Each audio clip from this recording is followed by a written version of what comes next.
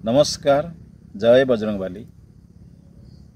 मु हनुमान साधक तारा प्रसाद प्रधान वृक्ष विज्ञान को आपण मानक स्वागत करुच्ची। दर्शक बंधु, आपण माने पिला समय रे अनेक राजा राणी कहानी शुणिथिबे। आपण मानकर कहानी रे मन थिबो राजकुमार माने मोहिनी औषध द्वारा सुंदरी राजकुमारी मानकू निज आयत्त को नहीं आसुले ताकू हरण कर आनी निजे स्त्री भाव रखुले। से जो मोहिनी आज अच्छी वनस्पति शास्त्र रे अनेक मोहिनी औषध अच्छी। से जो मोहिनी औषध कौन ता उपरे मु आज आपण मानक कहबी। एमती गोटे वृक्ष अच्छी से वृक्षर मोहिनी द्वारा आपण जेकोसी लोक को मोहित करें बा वशता करें। तो सही मोहिनी वृक्ष आपण माने समस्ते ना शुणिथिबे, प्राय वृक्ष भी देखिथिबे, मन रखिथिबे किया वृक्ष।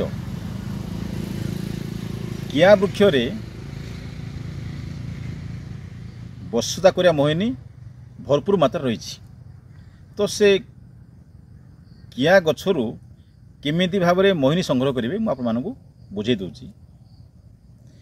जेकोसी दिन संक्रांति किंवा अमावास्या लगी से दिन कौन करेंगे, जेकोसी किया मूलरू खंडे चेर संग्रह करेंगे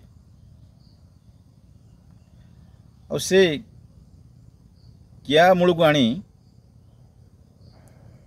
पाखरे रखिए।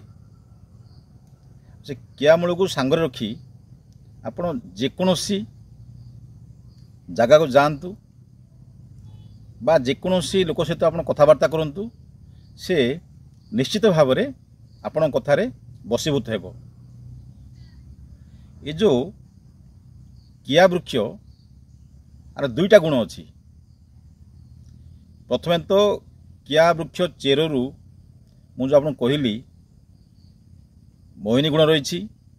आपण किया फूल चेर द्वारा वशता करें। द्वितीयत किया फूलर भल अतर भी तैयारी हुए। ये दुईटा गुण किया फूल रही।